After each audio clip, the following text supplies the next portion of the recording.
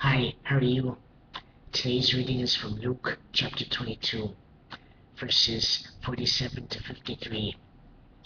While he was still speaking, behold, a crowd came, and the one called Judas, one of the 12, was preceding them.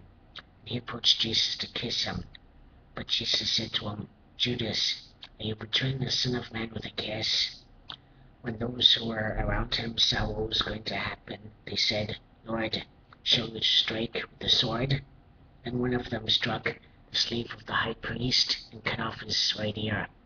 But Jesus answered and said, Stop, no more of this. And he touched his ear and healed him. Then Jesus said to the chief priests and officers of the temple and elders who had come against him, Have you come out with swords and clubs as you would against a robber? While I was with you daily in the temple, you did not lay hands on me. But this hour and the power of darkness are yours.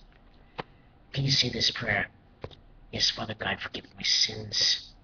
Thank you for sending Jesus Christ down to die on the cross and for shedding his blood for me. 3 days later, he resurrected, and I accept that. I invite Jesus Christ into my heart as my Lord and Savior. In Jesus' name I pray. Amen. Thank you and have a good day.